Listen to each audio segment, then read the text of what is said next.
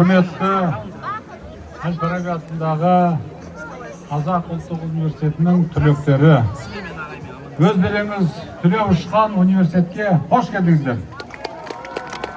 Мұнда ортада орындар бар, жоғарыға шыққан түлектер орындарын алса, отырса. Жаңа айтылып кеткендей, 60 жыл, 55, 50, 45, 40, 30, 25, 20, 15, 10 жыл бұрын бітірген түлектер мінекей биыл келіп отырсыздар. Сіздердің өздеріңіз оқып кеткен, білім алған университеттегі арнайы күндеріңіз түлектер күні құтты болсын. Бұл күн баршаңыз үшін мемлекеттік күн. Жылдар бойы көрмеген курстастар бір-бірін көріп жатыр, құшақтасып жатыр мінекей. Көптеген естеліктерді айтып, бәрі бөлісіп жатыр. Бұл университет түлектерінің біліммен тәрбие алған алтын ұясымен қауышқан күні мінекей. Казгу, Қазақ ұлттық университеті, талай тағдыр тоғысқан, талай арманға қанат бітірген қасиетті шаңырақ.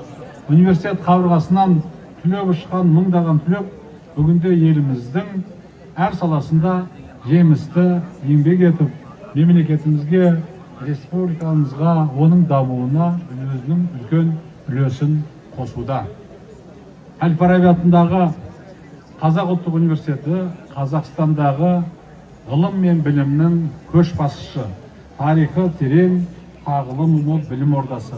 Құрметті әріптестер, біз 2 жыл бұрын ғана осы өздеріңіздің оқып кеткен төл университетіміздің 90 жылдығын құттықтадық. Қазір 92 жылдығын мінекей тойлап жатырмыз.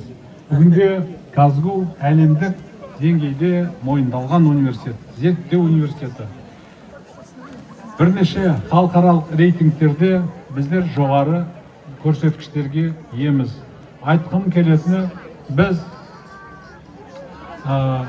халықаралық QS рейтингінде 166 орындамыз, бүкіл дүниежүзілік. Азиялық рейтингте 38 орындамыз, СНГ-да 2 орындамыз, Орта Азия мен Қазақстанда 1-шіміз. Мінекей осындай сіздердің университеттеріміздің ары қарай да үлкен жетістікпен жылжуына біз барлық күшімізді саламыз. Қазіргі таңда біздің университетіміз арнайы зерттеу университеті атағын алды. Осы Казгурат деп өздеріңіз айтқан Казгураттың мінекей қазіргі жағдайында айтқым келеді. Мынау Тимирязев көшесінен Әл-Фараби проспектісіне дейінгі 2 аралықта мінекей университетімізде 16 факультет қазіргі таңда, 15 департамент, 160-тай ғылыми зерттеу лабораториялары, институттары жұмыс істеуде. Қазіргі таңда университетімізде 30 мың студент оқиды. Ең үлкен университет Қазақстандағы бізбіз. Оның 7 мыңы шетелдік студенттер. 45 елден келіп оқып жатыр. Бұл да Қазақстандағы ең үлкен көрсеткіш. Өйткені қазіргі таңда Қазақстанда барлығы 35 мың шетелдік студент оқуда. Соның 7 мыңы, яғни әрбір 5-ші біздің университетте. Шетелдіктердің таңдап келуі, ол өз еріктері. Ол да университеттің үлкен рейтингтерінің біріне жатады. Бүгінге дейін университетіміз осы өткен 90 жылдың ішінде 200 мыңнан аса түлектер түлеп ұшты. Бұл да үлкен біздің мақтанышымыз. Ол жай сан ғана емес, үлкен сапа.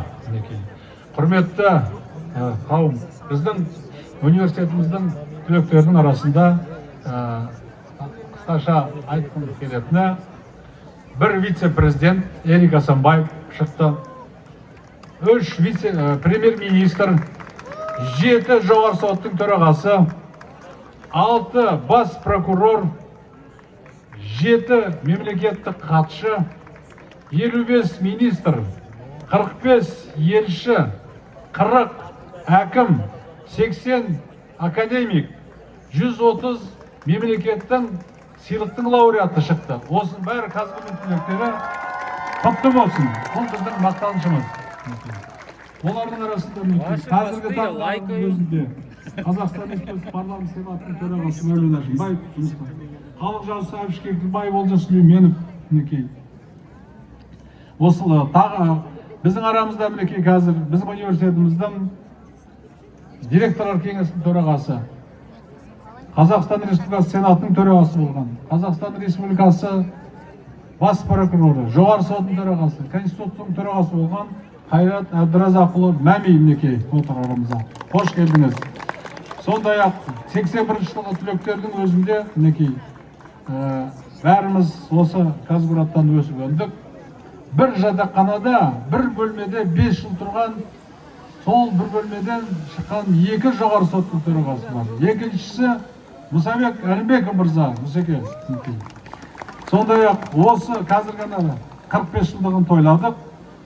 Мен алғыс айтқым келетін 81 жылғы түлектер арнайы бір аудитория жабдықтады, заң факультетінде және 9-шы жатақхананың алдында үлкен скверді қайтадан жаңартып университетке сыйлап отыр.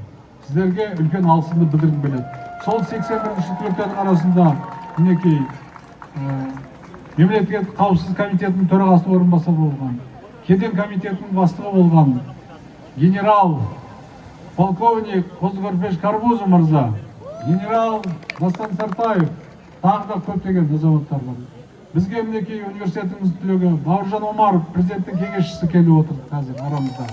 Тағы айта берсем көп, сан жетпейді мінекей. Баршаларыңызбен біз мақтанамыз. Құрметті әріптестер, мына университет көріп отырсыздар.